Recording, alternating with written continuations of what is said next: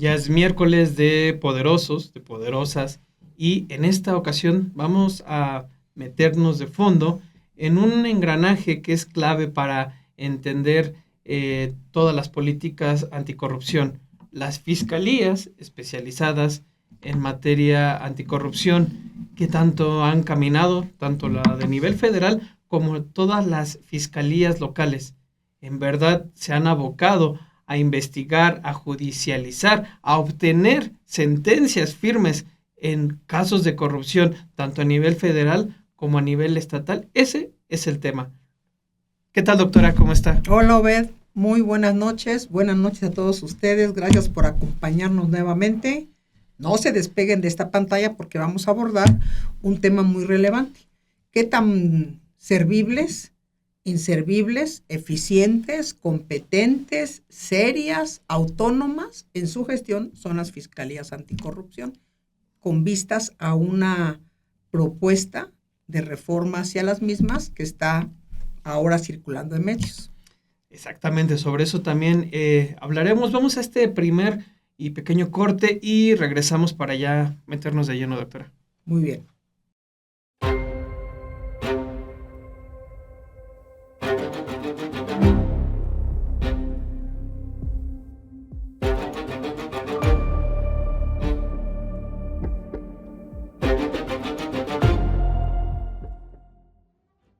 Doctor, hablaba sobre un tema que me parece fundamental para iniciar, entender el funcionamiento de las fiscalías anticorrupción, que es el tema de la independencia, de la autonomía, porque uno buscando información sobre las fiscalías anticorrupción, hay varios puntos que me gustaría desprender para darle a usted pauta a hablar.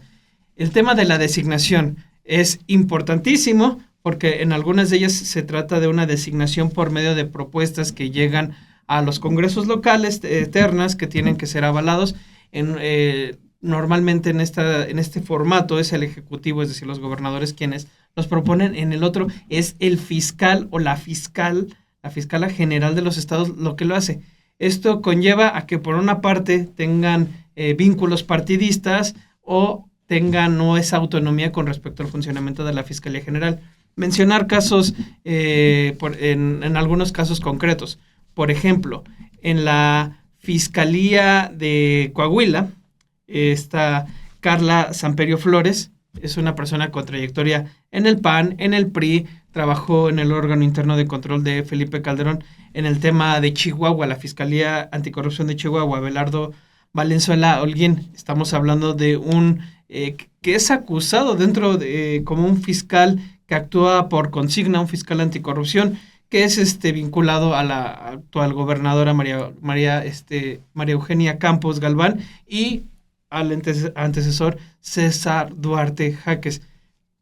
¿Qué tan importante es entender el tema de la autonomía? ¿Son autónomas, son independientes las fiscalías especializadas en materia anticorrupción? Sí, ese es todo un gran tema, sobre todo porque desde 2015 yo siempre digo que la esperanza era a partir del mandato constitucional que dieron en México del Sistema Nacional Anticorrupción, en donde era indispensable la creación de este modelo, pensando en el cúmulo de corrupción que se había detectado, y debo decir con mucho orgullo, porque hay que presumir lo bueno, ¿no?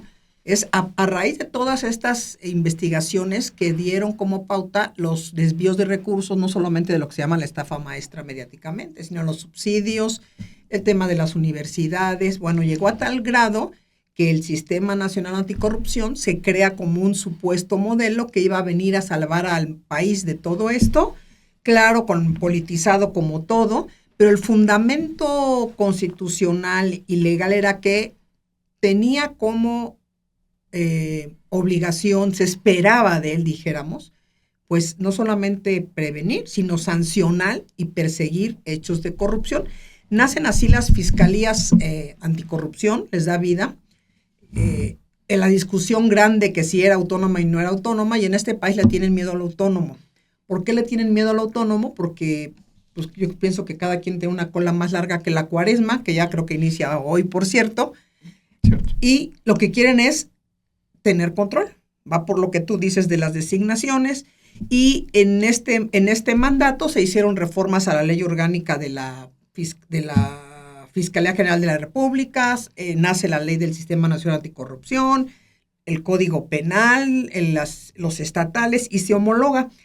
Simple y sencillamente era una esperanza más para que pudiéramos nosotros tener una persona, bueno, no es una persona, es un conjunto, una institución especializada en investigar corrupción, porque la corrupción tiene espacios más complejos, más sofisticados, y deberíamos de tener alguien especializado. Cuando nace ahí, tú hablas de designación y es muy adecuado esta primera parte, pues uno esperaba que fueran personas no solamente competentes, hablando técnicamente, especializadas, que no tuvieran otra historia vinculada a partidos, porque lo que está vinculado a partidos lamentablemente tiene un gusanito depredador ahí, ¿no? Que va acabando con estas condiciones de independencia. Alguien siempre recomienda, y más allá de la participación de las personas, fíjate, tuvimos una gran oportunidad, porque esto ya no existe y no se puede reponer, de que al nacer las fiscalías anticorrupción podían nacer limpias. Nacer limpias es comenzarlas a constituir, a implementar con jóvenes, con personas éticas, honestas, no amañadas, y generar un nuevo modelo de investigación. Eso es lo que se esperaba.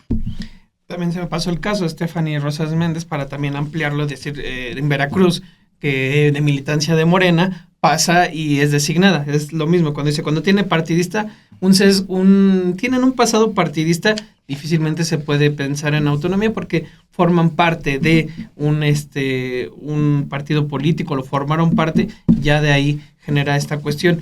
Mencionaba la creación del Sistema Nacional Anticorrupción, que también se vio materializado en sistemas de anticorrupción locales, estatales. Uh-huh.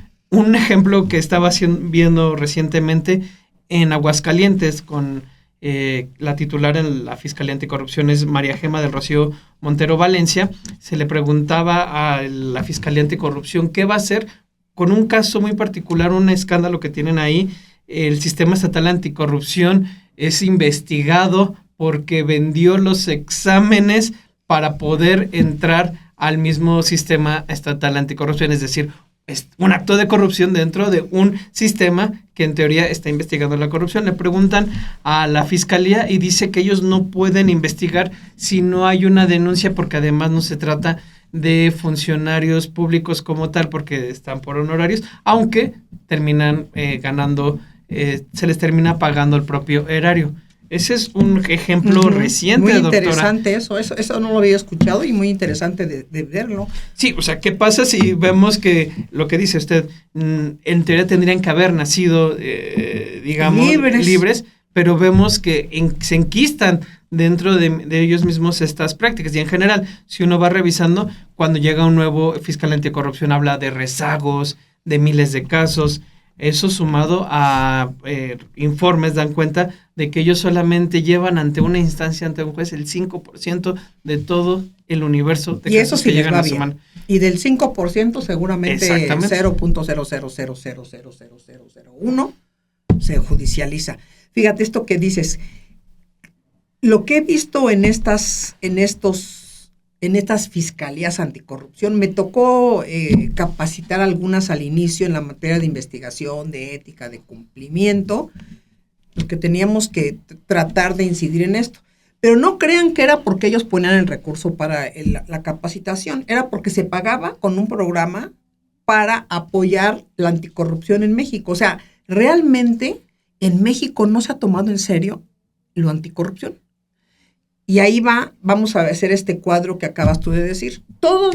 Y digo todos porque yo no conozco uno solo, y por favor me corrigen, siempre les pido, todos los sistemas estatales, al igual que el nacional, fueron hechos a modo, donde se hicieron repartos de los lugares, los espacios partidistas para ver quién se colocaba, que hoy mismo los vemos cómo aparecen en ciertas asociaciones o con ciertos perfiles, porque tenían una finalidad de control, ¿no? De otra naturaleza, más allá de los ciudadanos.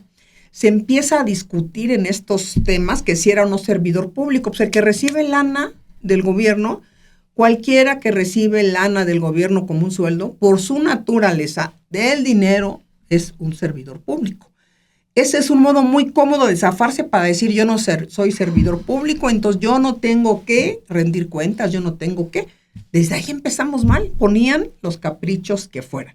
Los sistemas estatales anticorrupción casualmente quedaban personas a modo, conocidos, primos, sobrinos del gobernador, con el contralor, y al igual que el sistema nacional anticorrupción aquí en México, se encabezaba por la Secretaría de entonces la Función Pública, hoy Anticorrupción, y la Auditoría Superior de la Federación, los titulares en los estados era igual. Entonces, si empezamos a ver que en todos los estados los fiscales anticorrupción son puestos a modo por el gobernador, gobernadora, igual que los contralores internos, que son los órganos internos de control, y al igual que las entidades de fiscalización, los titulares, pues lo que teníamos era que no querían decir que su naturaleza fuera esa. Si me voy un poco al caso que me ocupa, es la Fiscalía Anticorrupción, la propia Fiscalía General del Estado. O sea, ni siquiera tendrás que discutir quién o cómo. Tendrían que ver un caso de corrupción. Pero todos están viendo cómo se zafan y cómo dicen no. Y quieren que quien haga la investigación seamos los que denunciamos. Esa no es nuestra chamba. Te dicen, a ver, denuncia y llévate elementos. Oiga, yo pude haber visto cómo alguien tomó, hizo 1000 cosas, pero no tengo más que el testimonio de un ciudadano, de un servidor público que quiere hacer lo correcto. Aquí en México hacer lo correcto implica persecución y estigmatización. Y si voy un poco más a esto, con las designaciones, lo que se espera es una investigación con imparcialidad. Pero si tú designas a alguien cercano a modo de quien depende su estancia o su, ¿cómo le llaman? Su continuidad ahí, pues yo no conozco a alguien que se quiera aventar un torito de esa naturaleza. O no sé qué piensas sobre esto. No, yo creo que también de esto desprendería distintas cuestiones. Lo hablábamos previamente, el tema de... Hay un rezago en general, en las procuradurías, sí. En general. Hablando de procuradurías generales. Si lo vamos focalizando en las procuradurías anticorrupción, evidentemente este rezago también tiene que pasar directamente por las fiscalías estatales, que ellas alegan muchas veces que falta de recursos, que falta de personal, lo entiendo, puede existir ese nivel, pero es muy cierto esto donde la carga de la investigación tiene que recurrir en el denunciante. Lo hemos escuchado en el propio, quien fue fiscal general de la República por un tema de una denuncia de corrupción, sí, que le presentan del tema de Enrique Peña Nieto, que él dice es que no me presentaron más elementos para seguir avanzando, cuando la naturaleza propia de la fiscalía, sea general, sea anticorrupción, es investigar, por supuesto, los señalamientos de un presunto delito. Eso me parece que de modelo ha sido una práctica con la cual no se han podido sacudir con el tiempo. Y doctora, si en la propia Fiscalía Anticorrupción Federal vemos que existe estos rezagos, que podemos empezar a esperar de las demás, la federal, que está a cargo de María de la Luz Mijangos Borja, que datos que ellos mismos proporcionaron a Milenio, por ejemplo, daban cuenta que esta Fiscalía Anticorrupción ha dado más de carpetazo a más de 1000 expedientes y solo ha presentado a un juez federal el 3% de las investigaciones iniciadas. Aquí publicamos, por ejemplo, el tema de una investigación que había estado en manos de esa Fiscalía Anticorrupción por el enriquecimiento de Alejandro Moreno Cárdenas. Alito, se desconoce el tema, o las investigaciones que también se dieron por el caso del exgobernador de Michoacán, Silvano Aureoles Conejo. Son casos de alto perfil donde, hasta donde vemos, no ha habido avances, doctora. Absolutamente de acuerdo contigo, fíjate. Cuando hablamos, y es patética la Fiscalía Anticorrupción y esta señora Mijangos, y lo digo a partir de mi experiencia de denunciante. 4 años que denuncié, hice varias denuncias por corrupción. Bueno, como yo me dedico a investigar y es parte de mi pasión, con todos los elementos. Pero, obviamente, no solamente evitó hacer las investigaciones, y este es un ejemplo clásico, sino que la ves, y los tengo ahí documentado, presentando libros, yendo a cenas y a reuniones con los denunciados. Esta sana distancia que deberían guardar las fiscalías, los fiscales, no pasa por su cabeza, y no pasa por su cabeza porque su única idea es ser leal y tener el puesto. Lo que les interesa es la lana, el cargo. En un momento dado, cuando les preguntas, oiga, ¿por qué no ha investigado con imparcialidad? ¿Por qué no ha llegado hasta el alto nivel? No, pues te dicen lo que acabas de decir, no tengo recursos, tengo limitaciones, no encuentro gente, oiga, dígame, yo le mando, ahí tenemos un gran equipo forense, ¿no? Pero se enojan, se molestan con uno. A ellos no les interesa, y aquí hablando yo de mijangos que conozco este caso, proteger el interés público. Les interesa proteger su cargo y a los que están alrededor. Porque fíjate, se forma una red de corrupción y de vínculos.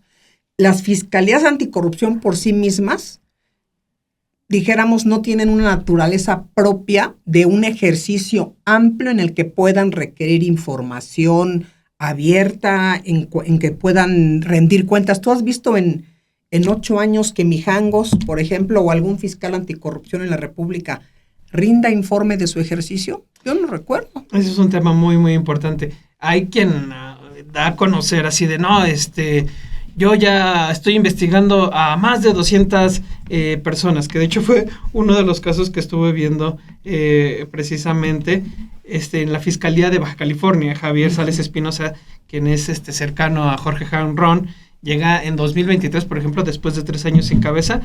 Uno de sus primeros, él llega en 2023 y 2 años después, en 2025, sale a decir, estamos investigando a más de 200 funcionarios por temas de corrupción. Traté de buscar avances pues para ver si estás anunciando algo, es porque tienes la responsabilidad de seguir dando avances.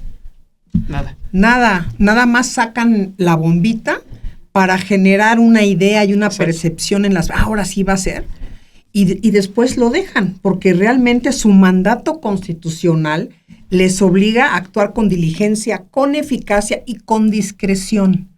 No tendrían que andar abriendo la boca, pero los ves obedeciendo, retrasan investigaciones deliberadamente, cierran carpetas deliberadamente, no hay una motivación, y si les instruyen, yo vi casos en el norte, en Sonora, en Chihuahua, en Chiapas, en Oaxaca, en Veracruz, donde les instruyen, abre carpeta y es un medio de intimidación. Se vuelve una persecución, y los funcionarios, servidores públicos que osaron levantar la voz o no se alinearon a lo que les pidieron, comienzan a ser perseguidos, y lo que tienes es miedo de perder tus bienes, tu libertad, y tienes que gastar un dineral en abogados por un capricho, porque no hay nada que haga un contrapeso, y porque los titulares de estas fiscalías finalmente comparten algo en común, son abnegados, son obedientes, son sumisos, y no piensan en lo que sucede a raíz de su inoperabilidad, hasta que los corren. Ahí me ha tocado ver cómo los corrieron y cómo se vuelven los perseguidos, y entonces tienen que meterse abajo de la mesa. Y esto debía darles un poco de vergüenza. Bueno, que una de las características, sabemos, de los corruptos es que carecen de esta vergüenza. Pero sin insumos, que también es muy cierto, yo también me preguntaría, es que es una paradoja. Si tengo a alguien que sé que no es apto para ser el fiscal o la fiscal anticorrupción, pero lo coloqué porque es a modo y me sirve y es obediente y ahí me va a controlar todo, pero no le voy a dar insumos porque no quiero que trabajen y no quiero que se peinen las lanas, porque ese es el otro tema, ¿no? No hay una generación nueva de expertos jóvenes para investigar corrupción. ¿Cuáles son los insumos principales de las fiscalías anticorrupción? Bueno, de los órganos internos de control y de las entidades de fiscalización superior, léase auditorías superiores de los estados, todas estas conductas vinculadas a corrupción, a faltas graves, en donde se aprecia que puede haber un delito. Bueno, ¿y qué pasa con todo eso? Lo que dices, no me digan que en todo el país no hay corrupción, cuando está candente, pero ¿cómo se van ellos mismos a autoincriminar? Y aquí viene el tema. El diagnóstico realmente en México es que el sistema para llevar a cabo una investigación está coludido, está cuarteado. Hablábamos del exfiscal premiado en Inglaterra, lamentablemente, que ahí va a dar la cara por lo que no pudo traer, ¿no? Es en prebendas y en mil cosas. ¿Cómo sometió también la Fiscalía Anticorrupción? Pero cómo también la Fiscal Anticorrupción se sometió muy cómodamente a esto. Y los fiscales anticorrupción de los estados que tuve el gusto de conocer y a quienes saludo desde aquí, que eran, bueno, son, pero ya no son fiscales éticos y creyeron en algo, pues que me decían, la verdad no nos dejan hacer nada, nos dicen páralo todo, guárdalo, encajónalo, hasta que entonces si de repente sale alguien, desencajónalo. Eso no es lo que se espera de una fiscalía anticorrupción y a esa es la autonomía a la que yo me refiero. Menciona este caso, hablando de autonomía, hablando el caso de cómo la fiscalía, el saliente fiscal general Alejandro Gertz Manero se impuso sobre esta fiscalía anticorrupción, mencionar casos, y eso es importante también traerlo a cuenta.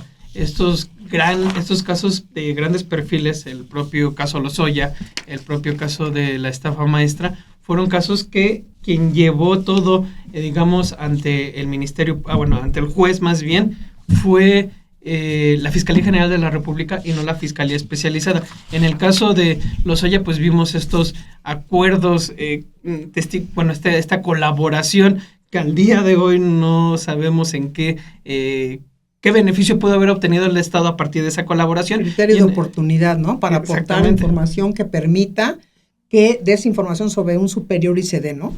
Sí.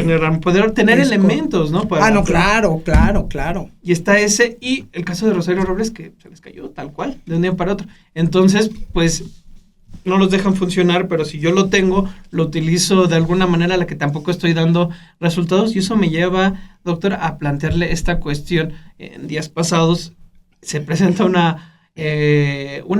todavía no como tal reforma, se habla de la intención de reformar las fiscalías anticorrupción, al igual que los sistemas nacionales, las auditorías locales. Me llama la atención porque es lo que habíamos hablado previamente, cómo en la medida en que se presentan estas iniciativas o se anuncian, reconocen que hay una falla, de facto estamos reconociendo que es, pero si usted ve al mismo tiempo lo que dicen los gobernadores es reconozca el trabajo del fiscal anticorrupción, o son dos. Se aplauden entre ellos, ¿no? Exacto. Entonces, si los aplauden, pero de facto estamos hablando de que hay una iniciativa ahí que se está preparando para atender un problema, es porque sabes que y lo reconoces que existe, ¿no? Por supuesto. Y fíjate, más allá de reconocerlo, lo viven.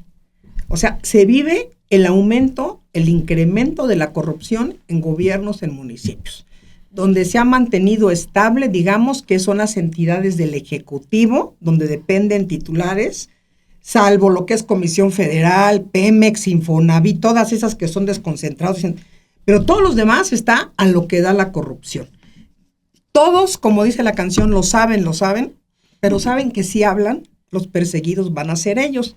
Aquí cuando se reconoce que se requiere todo esto, pues no solamente es reconocerlo en un discurso, es qué voy a hacer distinto para que caminen las cosas. Porque en discurso, no, hombre, nos van a llenar a todos de saliva y de baba cada vez que lo dice.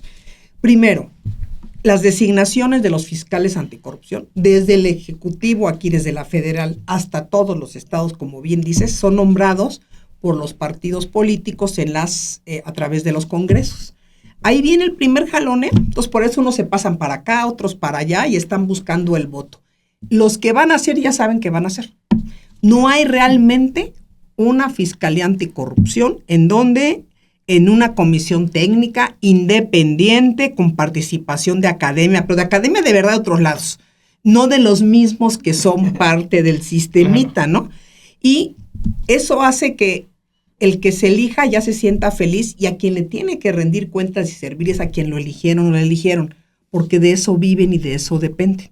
Pero que tenga un programa, yo no he leído nunca, visto, escuchado, que quien venga dice cuál es tu programa ahorita de trabajo y cómo piensas. No, ya son las preguntas hechas y hasta como dices, ¿no? Así los que vendieron el examen en Aguascalientes, es parte de lo mismo, te pasan las preguntas y las respuestas y ya sabes, hoy ahora que salió la convocatoria de la Auditoría Superior, ahorita seguro que todos los que están del lado de la pandilla ya tenían todo desde antemano, hasta ayudaron a construirla, ya tenían todo listo. Se adelantan a todo porque es parte de esto y estos mandatos son coincidentes con periodos políticos. Casualmente, siempre que acaba un gobierno, cambia el fiscal anticorrupción. Ese es un tema. Cambia, ¿no? Y digo, ahorita no cambió, por ejemplo, en la federal, porque como tienen que someterlo al Senado, seguramente han de haber dicho, bueno, y son del mismo partido político, bueno, ahí está, pero su ineptitud está clara. Y en los estados cambia el auditor, la auditora, cambian las fiscalías. Ahí, ¿cuál es el blindaje? Un verdadero blindaje implica voluntad política, porque de otra manera, dime si está blindada la Auditoría Superior de la Federación, la destruyeron. El INAI se destruyó, el Poder Judicial. Entonces, realmente ¿qué es lo que se busca en esta reforma a las fiscalías anticorrupción? Es cierto, y menciona también esta cuestión, vemos, es recurrente ver, cuando estás buscando información de fiscales, esa cuestión tan de remoción constante, cíclica, son electos muchas veces para largos periodos, y 7 años, o sea, al menos entre 7 o un poco más, Es correcto. Pero no acaban esos periodos porque vemos que están removiéndose. El estarse removiendo constantemente también te da cuenta de que difícilmente puedes cumplir o llevar a cabo un proyecto si es que llegaste con la idea de ese proyecto. Pero como dice usted, si usted dentro de la designación, de la discusión, no se presentan planteamientos, proyectos de qué es lo que van a hacer una vez que asuman dentro de la fiscalía, pues entonces, y los están removiendo constantemente, pues va más allá de una reforma que solamente plantee que ya no van a ser, que van a ser autónomos, porque claro, en teoría lo son, pero entonces, ¿qué es lo que sucede? Y en ese sentido me surge esta pregunta, ¿qué mecanismos se pueden llevar para buscar esta autonomía? Ya lo dice usted, estas comisiones dictaminadoras donde se puedan reunir personas que ampliar un poco más. Esa es una guía. ¿Se tendría que meter entonces esto en la reforma o qué otros caminos pueden llevarse, doctora? Mira, los ejemplos que yo traigo aquí a la mesa, por ejemplo, Perú, que saludo al fiscal José Domingo, que se investigó lo que es Odebrecht y a los presidentes, cuánta corrupción se investigó. Creo que ahorita, por cierto, acaban de arrestar o acaba de caer, no sé, el 8º presidente de Perú creo que en un sexenio. Necesitamos fiscalías fuertes. ¿Qué pasa en Perú? Por ejemplo, vamos a poner uno de Latinoamérica, que es Perú, y vamos a poner uno de Reino Unido. En Perú, equipos reales anticorrupción con autonomía técnica. Tenían las herramientas, la disposición, la información para investigar a cualquier alto funcionario, a los presidentes, todo el equipo todo lo que tiene que ver con Odebrecht, las redes, la colaboración internacional, y no había esa mano de los partidos que pusieron a su primo, a su sobrino, es primo del gobernador, es tía de la de seguridad. No, esto es un blindaje institucional, pero nada es para siempre, porque hoy mismo al haber cambios políticos en Perú, se revierte esta situación y tratan de desaparecer a la fiscalía y de señalar a los fiscales de corrupción. Aquí ya entra lo que es la Comisión Internacional de Derechos Humanos, pero bueno, ¿qué tenían? La autonomía debe ser estructural. Personas que sepan investigar, que tengan las herramientas, que sean discretos, que no tengan ninguna consigna política. Eso es lo primero. Y decir no tengo consigna política implica esa renuncia de los que manejan y detentan el poder, de que si son ellos mismos, a ellos mismos los van a perseguir. Pero si tú mismo desconfías de que te van a perseguir, como sucede en las fiscalías, porque se han vuelto un arma de impunidad y de persecución a quien quieren intimidar, pues todo mundo no quiere pertenecer a una autonomía donde no vas a ser autónomo. Los que aceptan es porque saben que también van a hacer negocios. Y hasta abajo, déjenme decirles que hoy día, como nunca, los fiscales y los ministerios públicos hacen unos negocios vendiendo los casos terribles. Si antes te pedían 10,000, 20,000 pesos, hoy son de 1 millón, de 2 millones, 3 millones. Había unos casos en la Fiscalía General de la República que querían en el área de lo que es financiero, creo que es delincuencia organizada, que iba yo a hacer unos dictámenes para uno de las, ahora que me dedico en la vida privada a hacer las, los dictámenes periciales y análisis y demás, pero el fiscal les pidió 3 millones de pesos a cambio de liberar las cuentas congeladas, se lo dieron y me dijeron, y le dije, ¿pero por qué le pagaste eso? No, pues mira, la verdad ya no quiero broncas, y tienen razón, porque en este país se puede hacer todo en esa materia. Si no se le da la gana al fiscal soltar el caso, aunque tengas tú la razón y el derecho, si la cabeza está metida, te friegan y pierdes todo tu futuro. Entonces, ese es un ejemplo, es un ejemplo de Perú. En Europa me tocó platicar alguna vez con Mr. Eric Pickles, un gran fiscal anticorrupción. Ahí él me platicaba, yo le decía, ¿cuál es el éxito? Pues me decía, ¿cuál es el éxito? Le dije, para que usted pueda hacer eso. Y me dijo, tienen que tenerte miedo, fear. Pero ese miedo no es el miedo como el que le tenían a Gers o a otro de que intimidación. Miedo de que saben que eres, dijéramos, un sabueso, de que no los vas a soltar. Y esto no ocurre en este país porque la inteligencia financiera debe tener una designación técnica, debe tener un personal especializado, debe ser una supervisión permanente y todos los que estén dentro deben ser expertos, que no vendan la información, que no guarden datos. O sea, esa es una estructura fortalecida de una fiscalía. Y vemos en Reino Unido, realmente tienen consecuencias penales reales y todo esto pasó a través de la, ¿cómo le llaman? De este modelo funcional en donde la Fiscalía de Fraudes es distinta a la Fiscalía Anticorrupción, pero aun cuando estén fuera de Reino Unido, si alguna empresa lleva a cabo un acto de corrupción, es sancionada. Entonces, sí hay un interés legítimo en este sentido. Dentro, digamos, ya hemos hablado de cómo estas 32 fiscalías realmente no tienen esa operatividad, pero usted hablaba de fiscales que usted conoció que trataban pues de trabajar y demás. ¿Qué esfuerzos usted advierte en ese sentido que sí se han tratado de llevar a cabo y ahondar sobre todo en estos obstáculos que hay de frente? Porque pareciera muchas veces que el manejo de las fiscalías anticorrupción, viendo el bajo número de sentencias, el bajo número de casos que se llevan ante un juez del universo total que les llega, puede advertir uno. Ya hablábamos de la falta de personal, de la falta de recursos, pero también pareciera que todo se quedara muchas veces en lo mediático. Se publica que estás haciendo esto o que se está investigando a tal, y el mismo seguimiento mediático te da cuenta que no hay avances y demás. Eso viéndolo a nivel federal, en tantos casos locales. ¿Qué pasa entonces con estos esfuerzos que sí avanzan, de los cuales evidentemente no tienen un impacto mediático, pero terminan pues siendo, terminan con las manos amarradas, por decirlo así? Fíjate que eso pasa, que siempre tiene un tema político. Cuando la política entra en lo técnico, se hace un batidero para, ¿dónde están los marranos? ¿Cómo se llama? Chiqueros, ¿no? Aquí los colegas que quisieron hacer bien las cosas, pues simple y sencillamente no les daban personal, no los recibían. Y fíjense, tener que acordar con tu superior cuando debería ser esa autonomía técnica y de gestión, ¿no? Estamos hablando de algo. Los casos también, acordémonos que los insumos principales de una fiscalía anticorrupción vienen de las entidades de fiscalización, le hace Auditoría Superior, como dijimos, o entidades, órganos internos de control. Les mandaban así los informes todos mal hechos.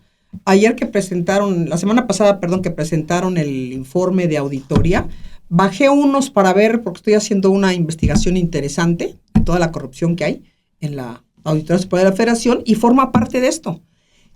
Informes de 1 hoja y media, en los que te dice que no hay nada, y en los que creen que hubo algo porque no pudieron pactar o son enemigos, ¿no? Porque todos los demás son una maravilla, nada más mandan el informe a la fiscalía. Eso no es una investigación. Hay un área de investigación en cada entidad de fiscalización que debería hacer la investigación, a partir de todos los elementos para hacerle llegar esto a la fiscalía. Y el tema también es que las fiscalías anticorrupción, y que me disculpen de veras, no tienen idea de lo que es el proceso de investigación en materia de auditoría. Ese es distinto, absolutamente distinto. Y no solamente con relación a lo que establece el capítulo 10 del Código Penal Federal y el homologado en los estados, que son los delitos cometidos por servidores públicos, sino que no tienen idea de cómo generar una investigación. De entrada te dicen, oye, es que yo no los puedo entrevistar. Le dije, ¿por qué no los puedes entrevistar si eres autoridad? No, porque yo no puedo, tiene que haber... Empiezan a buscarse pretextos. ¿Cómo le hacemos, cómo le hacemos ahí si no quieren realmente meterse en conflicto? ¿Sabes por qué no se quieren meter en conflicto? Porque te dice, pues es que yo lo conozco y al rato va a ser y al rato... O sea, ellos buscan su camino en el medio político y vivir de eso. Pues así no se puede. ¿Quién se quiere pelear? Dime quién. Que eso también nos lleva a hablar de que, viendo, son muchas veces los mismos funcionarios que ahora tal vez están en la fiscalía en tal estado, pero después lo ves que previamente se desempeñó como ministerio público en otra entidad y demás. Eso, bueno, son varias cosas las que le quiero plantear en relación a esto. Vemos que hace rato usted decía, son realmente pocos los jóvenes que se están preparando para el tema de poder llegar a una fiscalía anticorrupción. Claro, puede ser esa parte, pero también vemos que son los mismos que rondan. Y el tema de los insumos, hablando, ya habíamos hablado del tema de las auditorías locales. Sí. Las auditorías dan, fiscalizan, tienen los atributos para poder ahora sí que revisar las cuentas de las entidades estatales, en el caso de las auditorías estatales, de las entidades federales con respecto a la Auditoría Superior de la Federación. Estos tienen los elementos de presentar esta información a las fiscalías, pero ellas a su vez entonces tienen que evidentemente indagar a hacerse de elementos para poder formar un caso sólido y presentarlo. Si vemos que en el caso de Ciudadanos uno tiene que estar presentando la información y no avanzan, ¿por qué? ¿Qué sucede en estos grandes casos en donde si está bien hecha la auditoría se le presentan los elementos y ellos tienen que contar? Me dice, no nos entrevistan, no avanzan más allá? ¿Qué no de la auditoría se le podrían dar más elementos o ya es romper con atribuciones ahí? No, la auditoría y las entidades de fiscalización tienen atribuciones. Eso fue parte de la reforma toral de 2015 que comenzó a caminar en 2017, porque fíjate cómo todo lo han retrasado. El Sistema Nacional Anticorrupción, al igual que los estatales, y lo he dicho durante años, han sido una porquería. Perdónenme que hable con esas palabras, pues son las más adecuadas, elegantes, no nos sirven, es inservibles, ¿no? Hoy qué bueno que veo que lo quieren desaparecer. No sé qué hace ahí el Tribunal Fiscal, por ejemplo, de Justicia. ¿Qué tiene que estar haciendo en un sistema anticorrupción? Cuando es un tribunal que no tiene por qué compartir sus casos ni hacer nada, a alguien se le ocurrió. ¿Qué hace el Consejo de la Judicatura? O sea, quienes tendrían que estar coordinados, y no se necesita un sistema para eso, se necesita coordinar, son la UIF, son las fiscalías anticorrupción, las fiscalías generales, las entidades de fiscalización, los órganos internos de control, las agencias anticorrupción. Parte fundamental que en alguna ocasión se hizo la propuesta y que era la idea, ¿no? Para evitar una concentración excesiva de poder y reducir el riesgo de captura, eran los nombramientos de personas que no tuvieran nada que ver con partidos, ni con el gobierno, Pero eso no les interesa, para nada. Inclusive hoy vemos en la reforma que se está planteando para la auditoría, pues es una tontería pensar que en una ley voy a poner que no haya nepotismo. No debe de haber nepotismo.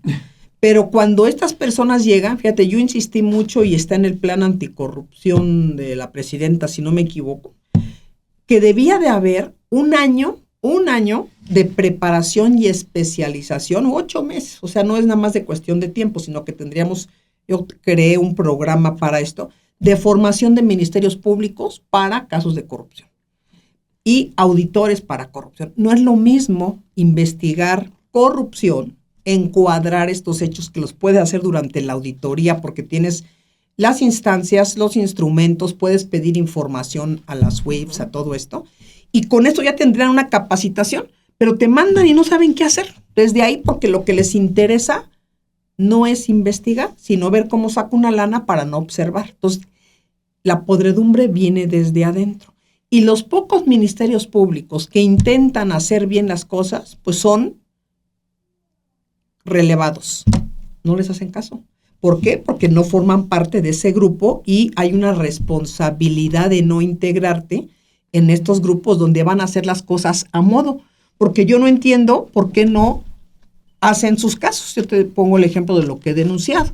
Si les doy elementos, documentos falsos, tendrían que requerir a la entidad que los emitió a que te den una copia certificada del expediente tal. Ni siquiera. A ver, quiero que me informe sobre hacer un mapeo, líneas de tiempo, bueno, todo este informe. No lo saben hacer. Pero yo digo, ¿qué les cuesta capacitar? Bueno, es que capacitar tendría que ser gente joven, limpia, preparada. Miren, en la Escuela de Ciencias Forenses, que ahora es Facultad de Ciencias Forenses de la UNAM, con la doctora Zoraida García, con quien me ha tocado colaborar y dar clases ahí, jóvenes talentosos, expertos en ciencias forenses. Yo no veo que realmente los integren a estas actividades. Jóvenes, fíjense, los talentos que salen de las escuelas de derecho de todo el país, debe haber talentos. No claro. Por dedazo, que es mi hijo, es mi... No. Aquí tendría que haber un comité experto desde los maestros que saben quiénes son estos jóvenes intencionados bien para ir generando un equipo élite. Bueno, eso necesitaríamos hacer en este país. Con los mismos y las mismas vamos a hacer lo mismo y lo mismo. Claro, porque entonces es precisamente de lo que hablaba. En verdad no hay talento dentro de las facultades. Me supongo que lo debe de haber. Claro, pero entonces ahí el tema es simple y sencillamente no llegan, topan con esta pared porque hablamos de que esas designaciones, y volvemos al inicio, no se dan por medio de quienes sean los más capacitados, sino son por estos cotos de poder. Por ejemplo, en esta reforma que se habla de autonomía y demás, hay aspectos importantes que hablar.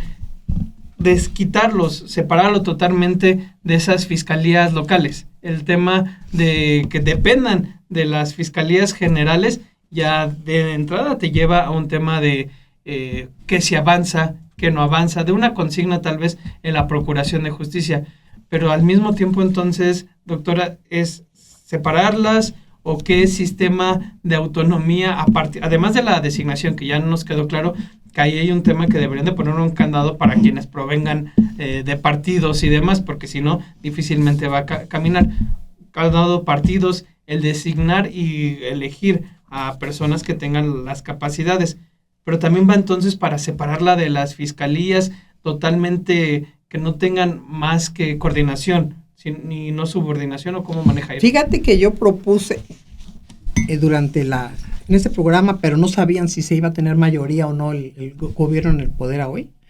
Debe haber una agencia nacional anticorrupción. Yo desaparecería todas las fiscalías anticorrupción de los estados, todas. Uh-huh. Y esta agencia nacional anticorrupción con facultades de investigar, ya sea oficiosamente, es claro. Que aquí me estoy enterando que dicen que el hijo del primo del... Sí, no esperar una denuncia, no, actuar de una vez. Hay algo y tengo las capacidades, las facultades e investigo, callado. Pero investigo desde gobernadores hasta el último regidor, hasta el que... O sea, no hay límites. Y aquí tendríamos una gran ventaja. No habría una mano que mece la cuna, un riesgo de captura de los estados de ninguna índole, porque todos estarían a la vista y que no se iban a enterar. Sinaloa, por ejemplo, yo desde cuándo hubiera hecho una gran investigación, y de la que era fiscal y de la que no era fiscal, ¿no? De Oaxaca, ¿no? Jara, hoy, por ejemplo, que creo que hoy, la semana pasada presentó una gran plantilla como de 20, que ya no son eran sus familiares, sobrinos, hermanos, nietos, pareja, todo, y los quitó del gobierno, ¿no? Porque como quiere quedar bien con la gente y los dice, bueno, ya se va, pero ya saquearon y robaron, porque eso es un robo, el peculado, el tener gente que no le corresponde en esos cargos. Yo hubiera iniciado hace años con él, por ejemplo, en Chiapas, en el gobierno anterior, ¿no? Esto, y entonces ya no tienes la mano, ni siquiera se enteran, y voy con todo. Esa sería una agencia anticorrupción nacional que no dependiera de nadie, pero aquí viene la cosa. ¿Qué modelo, no? Tiene que ser con personas especializadas, no solamente en captura de estas redes locales, expertos en delitos económicos, delitos financieros, armar un equipo, la verdad, contrataciones públicas, pero no porque me lo recomienden o porque vino o estilos de los Monreales y los demás, que ahí te va mi hijo, ahí te va mi hermano, no, necesitamos gente experta. ¿Por exámenes o cómo se...? Es examen y es capacitación. Esas personas tendrían que estar 8 meses en una capacitación especializada. Yo le pongo 8 meses porque es aproximadamente lo que lleva una capacitación fortalecida intensiva que me ha tocado brindar a colegas de otros países para poder ser expertos, pero con casos ciertos. ¿Cómo vamos a hacer esto? Y esos grupos élites se integran, por supuesto. Ahora imagínate un grupo ético donde conoce de decomisos, conoce de delitos técnicos, conoce de lo que son contrataciones, porque cada área es distinta. Claro. El que va a perseguir delitos fiscales, delitos, lavado de activos, o sea, tenemos tanto lavado. Esto ayudaría muchísimo a reducir la incidencia de delincuencia criminal en los municipios que ha ingresado. Y no dependería de nada. Y a los de la Auditoría Superior de la Federación, a los mismos de la Fiscalía General, se generaría esto que decía este gran Mr. Pickles, que me dijo aquella vez, que de veras sepan que alguien... Tener miedo, temor a que me pueden pescar porque no sé qué están haciendo. Para mí sería eso un incentivo muy bueno. Y fíjate, aquí no solamente habría una mayor proporción de casos judicializados, sino que también entraría el tema de recuperar montos y ver todas las líneas, las redes de corrupción, que son las que hay que desarmar. Pero si tú ves una agencia anticorrupción aquí en México que ni operan, ni están, ni saben qué hacen y que nada más es para el Ejecutivo, y ves que cada quien tiene una, entonces hay una responsabilidad que también debería ser penal para las empresas que se presten a esto. Claro. Y como ya no te puede hablar el gobernador o la gobernadora, decirte, oye, no, pues bájale. Y que otra cosa, una línea de denuncia, un canal seguro dirigido a esa área, porque dime quién denuncia ahorita. Yo lo que he denunciado aquí con ustedes en cada columna semanal, tráfico de influencias, conflicto de intereses, revelar los nexos. En mi libro, los contratos simulados de Colmenares y pandilleros que están detrás de él porque él es el títere. Nadie ha hecho nada. Hacer una página. Fíjate que todavía todavía le dije 2 veces a la fiscal Mijangos, oye, aquí está. No, yo no puedo así nada más. Yo dije, Dios santo, qué maravilla, ¿no? Que por cierto, todos los jóvenes, aquellos que quieran ser ministerios públicos bien, decentes, honestos, competentes, vean, por favor, es gratuito el acceso al sitio lacasasucia.com, donde van a ver mapas, redes de vínculos, cómo es lo que necesitamos. Gente que sepa y quiera irse especializando para la revisión. Auditoría gubernamental, delitos financieros, lavado de dinero, todo esto, imagínate ahora sí que proporcionar una institución en donde nadie se salve de ser perseguido, investigado, más bien investigado, porque ellos investigarían y se iría a una fiscalía, a la Fiscalía General. Ahí tendría que ser ese el origen. ¿Te imaginas? ¿Qué naturaleza tendría que ser? O sea, me refiero un órgano autónomo, o sea, ya viéndolo dentro de la administración pública federal, y entiendo que el planteamiento de esta agencia es nivel federal, nivel estatal, nivel municipal, nacional, es todo. Que abarque, el ámbito federal implicaría como hoy está la agencia anticorrupción, o el ámbito estatal como están las fiscalías estatales. No, sería una agencia nacional constitucionalmente fundamentada, en donde tenga las atribuciones de investigar hechos vinculados a corrupción, al lavado de activos, todo esto. Investigar de servidores públicos, a eso. Y los servidores públicos son todos los que cobren un peso del sistema por ser del sistema anticorrupción, los auditores de los estados, los pillos de la Auditoría Superior de la Federación, los inútiles de las fiscalías anticorrupción por ser omisos y recibir lana. A mí cada vez que vienen colegas a decirme, oye, es que fíjate que el Ministerio Público en tal lado me pidió 1 millón. ¿1 millón? Yo me quedo así, casi me quiero desdoblar. Les digo, caray, hombre, no, sí. O colegas con los que despachos de abogados con los que se colabora en dictámenes y en investigaciones internas y corporativas, que el juez, y sobre todo aquí en la Ciudad de México, y obviamente en los locales hay mucho más, ¿no? Pues que me pidió 25,000 por hacer el acuerdo más rápido. Le digo, no lo mando, no, si no lo mando, vamos a denunciarlo. No, porque no quiero que me pare todos mis asuntos. Fíjate. O sea, no es únicamente la fiscalía, es el sistema de justicia de este país que está podrido. Fue mucho de los temas que también se habló en el tema cuando se hace esta reforma al sistema, al Poder Judicial, todo lo que implica de los jueces, que digo, en general también hay un tema y tendremos que ver si se solucionó con este tema de la reforma popular de los juzgadores, pero de facto ya había ahí un problema dentro de los jueces, de los tribunales, de los juzgados.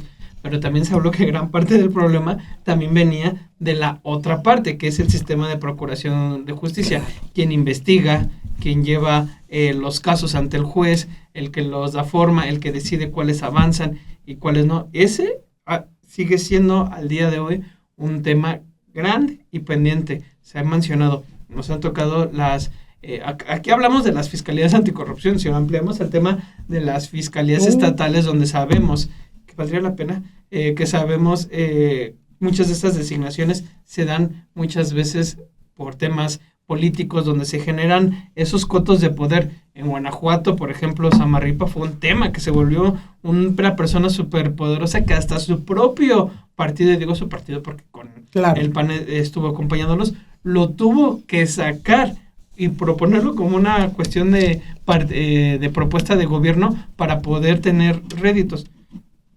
Todo esto lo digo para... Existe un problema de fondo dentro de las fiscalías. Esto incluye evidentemente a las fiscalías anticorrupción y sin la reforma que estábamos hablando, simple y sencillamente se limita a la autonomía. Evidentemente hay más de eso. Y fíjate esto que es, por ejemplo, de Samarripa. Todos sabemos el poder que se tenía, pero dejó de magistrada a su esposa.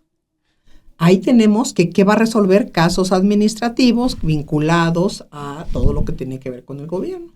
Al igual que el Tribunal Fiscal de Justicia Administrativa aquí en el país, el federal, que es el que se puso de cunca, le decimos, de pechito, con todos estos de auditoría superior, en donde todos se lo mandan prescrito, se ponen de acuerdo.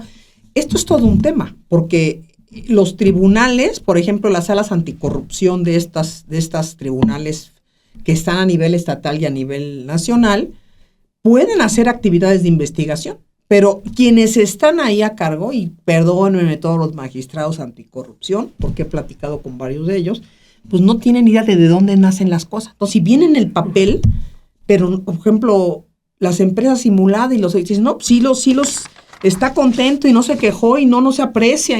No, es ir más allá. O sea, todo esto tiene que ver con cómo vamos a usar la inteligencia fiscal también en estas áreas, cómo vamos a usar la tecnología forense, cómo vamos a crear bases de datos, porque todo cuenta, no nada más para un caso.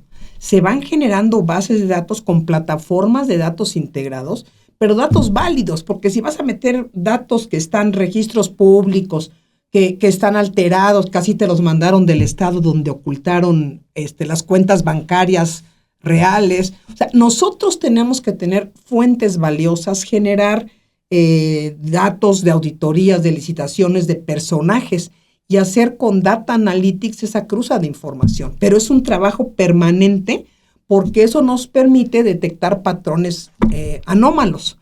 O sea, todo esto que vemos del huachicol y de contrataciones y demás, que no salen por investigaciones de las fiscalías, sino de particulares, es porque usan Data Analytics, porque tienen los recursos, porque se ponen a investigar, y eso debería hacerlo el propio gobierno. Entonces, pues lo que quiere estar haciendo es cómo escondo abajo de la alfombra estas redes de corrupción. Pero esas redes de corrupción vienen desde antes. Eso es lo que tendríamos que seguir, la etiología de la corrupción. Sí, que siempre lo menciona, esa cuestión de el origen, el rastreo y el follow the money también lleva a tener un mayor panorama sobre estas redes. Doctora, vamos llegando al final del programa, estuvo bastante Qué triste. Bastante interesante. Y como siempre, cada vez que nos metemos, levantamos la alfombra por un lado, sale Polo y salen puntos Claro. que podemos abordar en próximos programas. Eso también me gusta mucho, particularmente porque hablar de corrupción, de estos poderosas, no se limita a un solo campo aislado. Cada vez te das cuenta que es correcto. una interrelación. Así es, hay una interrelación, y aquí lo más importante es que los mecanismos clásicos que son obstáculos y que son reconocidos a nivel internacional por la Comisión Internacional de Derechos Humanos, por la OCDE, es cómo tratan de neutralizar a las personas que queremos hacer investigaciones, a las personas dentro de las mismas fiscalías que sí tienen esa vocación de servicio, con ataques políticos, con ataques mediáticos, con el derecho disciplinario como arma, con amenazas de que ya te abrieron una carpeta, que alguien te denunció, ¿no? Y esas denuncias que llegan de la nada, casualmente caminan a una velocidad. El tema es cómo vamos a ir al camino del bien. No digo regresar porque nunca hemos estado en estos cambios, pero es informar, educar y formar, capacitar, crear. formar. Eso de la agencia a mí me parece una idea bastante interesante que tendría que contemplarse, abordarse en estas discusiones, claro, porque estos sistemas han demostrado en esta década que no ha sido el camino a seguir, doctor. Así es, y luego los mismos se hablan entre ellos nada más. Entonces, no, pues mira, ¿y para qué? Se hablan para que hacia afuera no se sepa lo de ellos, así no se va a poder. Entonces, pues hay que estar unidos contra la corrupción, las mejores prácticas, y a mí me parece, queridos audiencia, querido Bet, que todos podemos hacer algo desde nuestra trinchera. Denuncien, hagan, revelen, no arriesguen su integridad, pero digan lo que saben, porque esas complicidades hacen que crezcan más los corruptos. Pues les agradecemos mucho el que nos hayan acompañado en esta nueva edición de este programa, que recuerden, todos los miércoles al acabar los periodistas no necesitan moverse de esa misma liga, al acabar puede ver este programa. Les agradecemos mucho los superchats que nos han ido dejando, sus comentarios. Recuerden dejar su like para que lo pueda ver más personas y suscribirse a este canal para que pueda conocer más sobre nuestra programación. Y difundir, tenemos que ser más los que conozcamos qué podemos hacer, cómo vamos a hacerlo. Pues muchas gracias. Gracias a todos, muy buenas noches. Gracias, Sober. Gracias, doctora.